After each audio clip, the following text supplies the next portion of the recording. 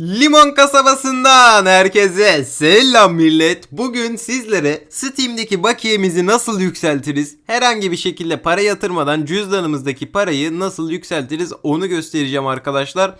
Ya şöyle diyeyim, Steam'de nasıl zengin oluruz onu yapacağım. Bildiğiniz Steam'de zengin edeceğim. Bana acayip soran oluyordu, hani bıçağı nasıl aldın, level'ı nasıl kastın diye. Ben de dedim hani en iyisi bir video hazırlayayım, herkes yararlansın bundan. Çok beleş bir yöntem abi. Steam'in açığı gibi bir şey diyebilirim. Hani bu kadar beleş yöntemi ben daha görmedim. Zaten siz de izleyince anlayacaksınız. Hani ben bir ayda aldım bıçağı ama ben hani o kadar uğraşan biri değildim. Uğraşan biri olsanız bir haftada rahat bir şekilde bıçak alabileceğiniz bir yöntem arkadaşlar. İsterseniz gelin bu yöntem nasıl işliyor onu bir göstereyim. Öncelikle şöyle söyleyeyim arkadaşlar, biliyorsunuz Steam'deki kütüphanedeki oyunları siz oynadıkça koleksiyon kartı denilen bir kart veriyor arkadaşlar. Bu kartları satarak da şöyle yaklaşık bu kartların değeri 50 kuruş 60 kuruş civarında, işte neymiş 73 1 lira filan, yani bu karışık bir şekilde kartlar düşüyor arkadaşlar. Bu kartlar nasıl düşüyor? Siz kütüphanenizdeki oyunları oynadıkça size Steam kart veriyor. Bu kartları daha sonra satabiliyorsunuz. Mesela bende 1104 tane kart varmış. Atıyorum ortalama alsak bir tane 1 lira 1 lira, hani 50 kuruş. Atıyorum ben bunun ortalamasını abi ne diyelim 0,75 diyelim. Şöyle 1100 ile çarpsak bunu. Yani daha bizim Steam'de 825 liralık daha servetimiz yatıyor aslında. Ben bunları satmaya üşendim abi. Size çok ciddi söylüyorum. Yani artık bir süre sonra tıklayıp sata basmaktan yoruluyorsunuz arkadaşlar. O derece cidden sıkıntılı işler. Peki bunu nasıl yapacağız? Hani kütüphanemizdeki oyunları uğraşmadan nasıl kart düşüreceğiz onu göstereceğim arkadaşlar. Şimdi kart düşürme olayının mantığını tekrar bir bahsedeyim size. Steam'deki kütüphanenizdeki oyunları oynadıkça arkadaşlar size kart veriyor. Şimdi bunun basit bir yöntemi var. Idle Master denilen bir uygulama var. Hani ben bunun size açıklama kısmında linkini bırakacağım arkadaşlar. Idle Master mantığını şöyle basitçe bir söyleyeyim. Oyunları size aslında oynamıyorsunuz. Mesela ben şu an oyun oynamıyorum. Bakın gördüğünüz gibi kart düşüyor. Her saniye kart düşürüyor arkadaşlar. Bakalım bu kart ne kadarlıkmış? Pahalı bir şey değil herhalde. 50 kuruşluk bir kart düşürmüş bize. Idle Master'ın mantığı şu. Aslında ben şu an... Abi Steam çöktü, bu nedir ya? Aslında ben şu an arkadaşlar Barro diye bir oyunda gösteriyor beni. Ben şu an aslında oyun oynamıyorum. Ama bana kart düşürmüş. Bu Idle Master sayesinde oluyor arkadaşlar. Ve Idle Master'da herhangi bir ban riskiniz yok. Herhangi bir virüs falan yok bu programda. Bildiğiniz kart düşürmek için, yani Steam'de sizi zengin etmek için yapılmış bir uygulama. Mükemmel bir şey arkadaşlar. Bunun birkaç tane püf noktası var. Oraları göstereceğim ben birazdan. Şimdi kısaca mantığı böyle arkadaşlar. Idle Master sizi oyunda gösteriyor. Kart düşürmenizi sağlıyor. Hani oyun oynayıp kart düşürmenin kilit noktası Idle Master aslında. Uygulamamızı açıklama kısmındaki linkten indiriyorsunuz. İndirdikten sonra şöyle bir arkamıza yaslanalım. Bir derin nefes alalım abi. Buradan sonrası önemli. Şöyle bir kendimize geliyoruz. Buradan sonra yapmamız gereken ayar var arkadaşlar. Hemen sağ üstteki, sol üstteki pardon, dosyaya basıyoruz. Ayarlar var. Öncelikle şundan bahsedeyim. Kara listeye 730 ile 740'ı şuradan App ID kısmı var. Buraya 730 yazacaksınız. Ekle deyip 740 yazacaksınız.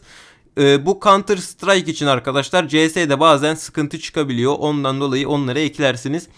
Burada bir tane ayar var arkadaşlar. Burada rölanti davranış kısmı var. Bu normalde sizde fast moddadır. Bunu şuradan oyunları aynı anda 2 saat rölanti et. Bunun mantığı daha hızlı düşürüyor arkadaşlar. Bu ayarı kesinlikle yapmanız gerekiyor. Onun haricinde burada siyah tema var, white icon var. Bunları da keyfinize göre değiştirebilirsiniz. Ben şöyle yapıp kabule basıyorsunuz. Kabule bastıktan sonra arkadaşlar ara sıra oyun durumunu güncelleştir var. Buna basıyorsunuz. Öyle ara sıra oyun durumunuzu güncelleştirmeniz gerekiyor. Şimdi abi Idle Master oyunları kasıyor, tamam da bir süre sonra bir oyundan alabileceğiniz kart sayısı maksimum arkadaşlar 6-7 tane bir oyundan düşen kart sayısı. Bir süre sonra mesela benim ne kadar kart hakkım almış? 15 tane kart hakkım kalmış. iyi güzel 5-10 dakikaya bu 15 kartı düşürecek. Peki kartlar bitince bildiğiniz üzere arkadaşlar bizim Idolmaster'ın kasacağı bir şey kalmıyor. Sizin oyun bulmanız gerekiyor. Şimdi size en ucuz bir şekilde, hani oyun ucuz olacak, kartı değerli olacak. Bunu nasıl bulursunuz? Onun bir mantığını göstereceğim. Hemen Steam'e dönüp sol üstten mağazaya gittiğinizde şöyle gördüğümüz gibi sol kısımda arkadaşlar kategorilere göz at kısmında çok satanlar diye bir bölüm var. Ona bir kere basıyorsunuz. Bastıktan sonra gördüğünüz gibi bize burada Steam'in çok satanlarını gösterdi ama bizim burada bir ayar yapmamız lazım. Sağ kısma bakın arkadaşlar, şu sağ kısımda gördüğünüz gibi özelliğe daralt diye bir şey var. Şuna bir kere basıyoruz. Bastıktan sonra buradan diyoruz ki hani bize sadece Steam koleksiyon kartı veren oyunları göster. Buradan bunu tikliyoruz arkadaşlar. Tiklediğimizde gördüğümüz gibi bize sadece koleksiyon kartlı oyunları gösteriyor. Buradan sağ üstten en ucuzunu bulmamız lazım. Hani oyunun en ucuz olması lazım. Biz zaten oyunu oynamayacağız. Hani bunu para kasmak için yapacağız. Hani oyunun ne olduğu fark etmiyor arkadaşlar. Buradan en düşük fiyata basıyoruz.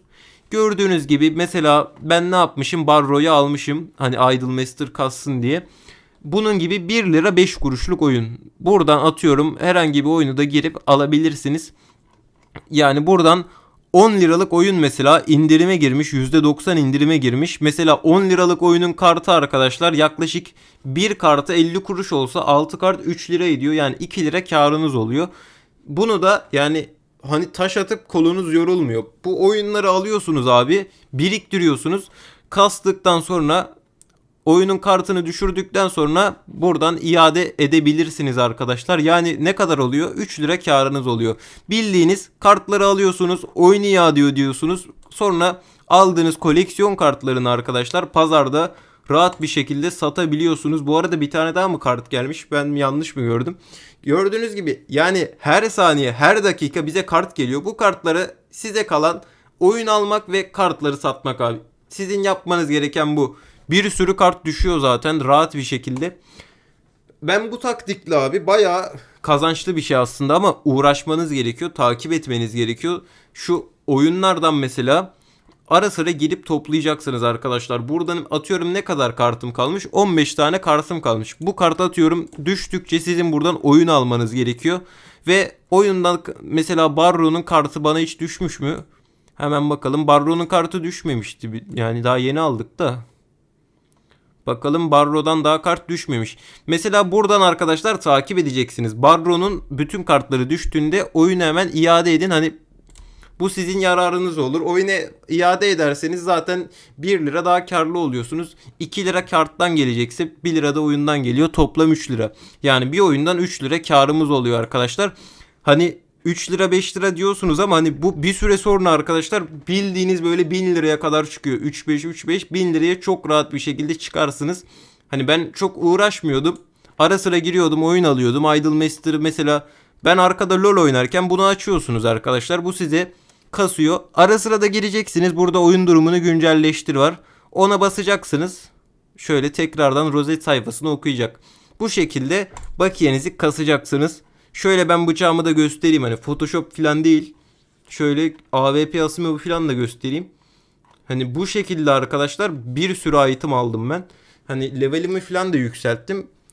Böyle kasabilirsiniz arkadaşlar. Hani bu taktik, hani bir internete baktım. Ulan dedim bir tane mi doğru düzgün video olmaz hani. Millet hep gidiyor salak saçma videolar.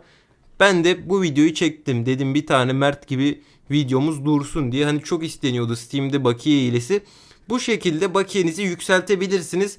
Hani bedava bir şekilde olmuyor arkadaşlar. Bazı şeyler için emek vermek gerekiyor. Hani sabırlı olmak gerekiyor. Bu şekilde sabrederek, emek vererek bakiye kasabilirsiniz. Dediğim gibi mantığımız çok basit. Gireceksiniz, kütüphanenizde illaki oyun vardır. Ondan düşen kartları satıp yeni oyun alacaksınız. Daha sonra o kartı satıp yeni oyun alacaksınız. Bu şekilde kasılacaksınız. Mantık bu. Basit bir şekilde Idolmaster sizi kasacak. Düşen kartları da yani kafanıza göre atıyorum 73 ise 75'ten satarsınız. Yani 75'ten size ne kalacak? Hemen hesaplayalım. 0.75'e satsanız size 66 kuruş kalıyor arkadaşlar. Bu şekilde de bakiyenizi kolay bir şekilde yükseltiyorsunuz. Mantık bu. ne yani, azim, çalışma, mutluluk. Enes abim doğru demiş. Bu şekilde oyunu alıyorsunuz. Idolmaster kazıyor. Siz de kartı satıp yeni oyun alıyorsunuz. Yani ara sıra internet sitelerinde arkadaşlar bedava random key'ler var. Bu random key'leri alarak da hani hiçbir ücret ödemeden oyunların kartlarını da düşürebilirsiniz. Yani dediğim gibi her şeyi takip etmeye bakıyor arkadaşlar. Bu şekilde mantık bu. İsteyen kasar, isteyen de kasmaz. Bedava bir şekilde böyle kasabilirsiniz. Yoksa yani tek yöntem bu diyebilirim. Hani Steam'de doğru düzgün başka bir yöntem yok. Bugünkü videomuz bu kadardı arkadaşlar. Hani Steam zengin olmak istiyorsan bu videoyu izle baba. Sarbaşa tekrar izle. Hani mantık bu abi. Bıçağı böyle alabilirsiniz. Neyse. Kendinize iyi bakın millet. Instagram'dan takip etmeyi unutmayın. Herkese iyi günler.